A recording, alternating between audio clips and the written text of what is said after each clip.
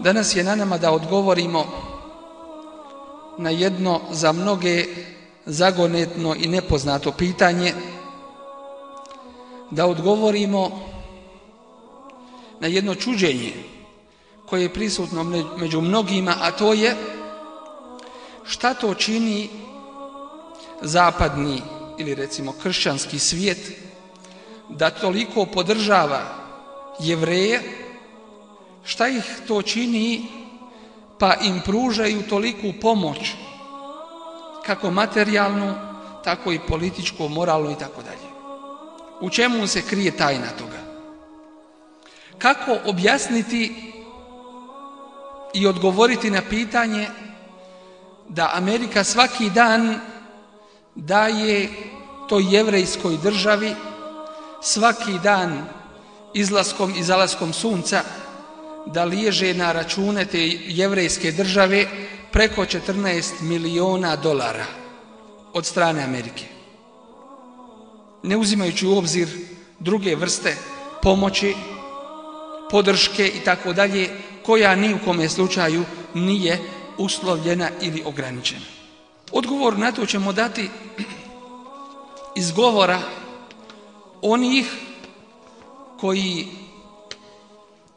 pozivaju u kršćanstvo i onih koji objašnjavaju to pitanje sa vjerskim predznakom i podlogom. Kaže misionar Jerry Floyver, koji je predsjednik jednog udruženja za moralnu većinu, kako se naziva, a to je jedno kršćansko udruženje, kaže: zaista stajanje uz Izrael jeste stajanje uz Boga. Dakle, uzimaju ovo pitanje kao vjersko pitanje i pomaganje Jevreja i njihove države je u stvari vjersko pitanje kod njih. I pomaganje te države je pomaganje, kako kažu, Boga. Kaže pisac knjige o životu britanskog premijera Balfoura, koji je dao poznato obećanje Židovima za uspostavljanje njihove države, kaže u toj knjizi ovaj pisac: on je čvrsto i duboko vjerovao u Tevrat, u Toru, čitao ju je i u nju doslovno vjerovao, i zbog njegovog vjerovanja u Tevrat, u Stari Zavjet, on je dao poznato obećanje Jevrejima, na osnovu koga su oni i uspostavili svoju državu. A poznati prijašnji predsjednik Amerike Carter kaže: vjerovalo je 7 predsjednika američkih i to su utjelovili su svoje vjerovanje svoje u odnose između Amerike i Izraela. I mi čvrsto vjerujemo i preuzimamo nasljedstvo Tevrata, dakle Staroga Zavjeta.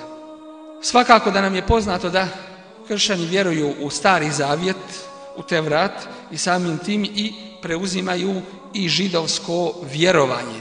Poznato nam je da su sami Židovi, Benu Israil, kojima je data objava uzvišenog stvoritelja, sami svojim rukama uzeli i iskrivljavali tu objavu. Pa Kur'an kaže: فَوَيْلُ لِلَّذِينَ يَكْتُبُونَ الْكِتَابَ بِأَيْدِيهِمْ, teško li se onima koji Allahovu knjigu, Božju knjigu, pišu svojim rukama, ثُمَّ يَقُولُونَ هَذَا مِنْ عِنْدِ اللَّهِ, zatim govore: ovo je od Allaha.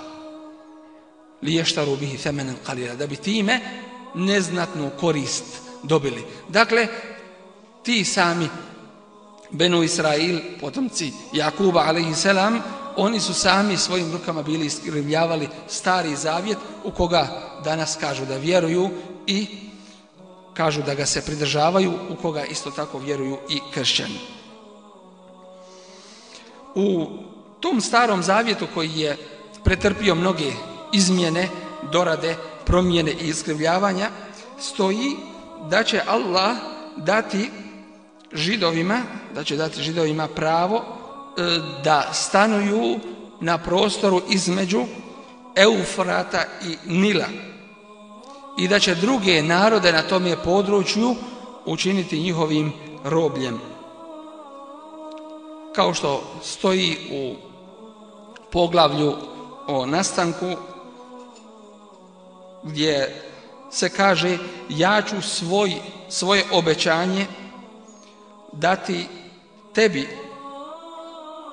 i tvojim potomcima nakon tebe, da budem tvoj Bog i Bog tvoga potomstva nakon tebe, i cijela zemlja Kenana će biti tvoja vlast vječna.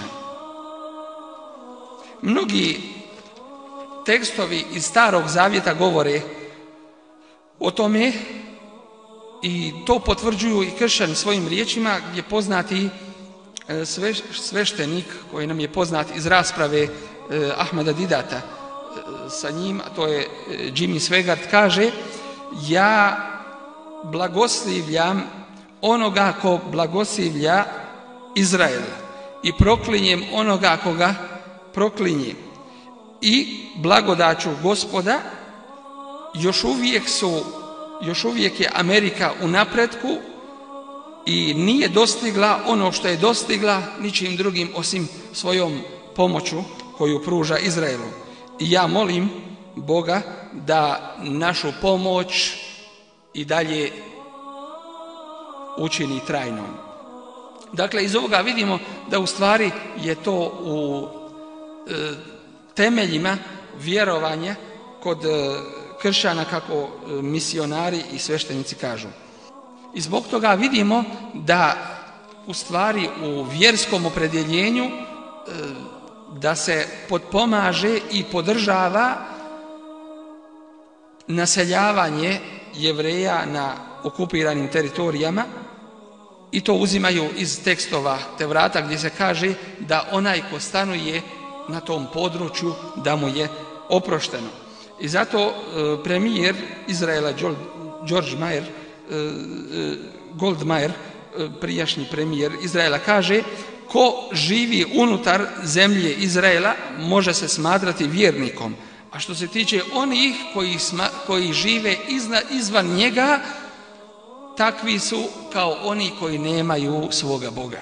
Dakle, to se uzima kao vjerski temelj u njihovom nastanjivanju te zemlje. Isto tako potrebno je ovdje napomenuti da se vjerovanje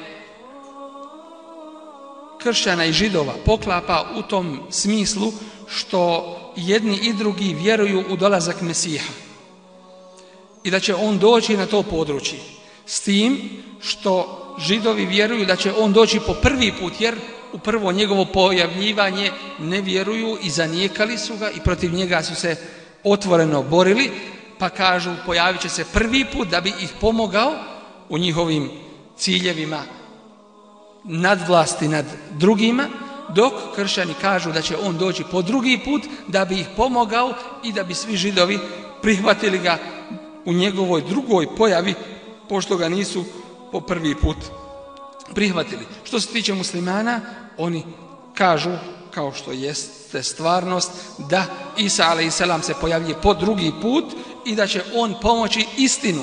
On neće pomoći nikoga po njegovom rodbinskom pravu ili po nasljedstvu, već će pomoći istinu sa kojom i on sam dolazi. Iz toga i jedni i drugi rade na tome da se na tome području sve prilike uspostave kako bi mogao doći Isa, sin Merjemin, po drugi put, a kršćani vjeruju da će on doći kada se uspostavi ta država u potpunosti.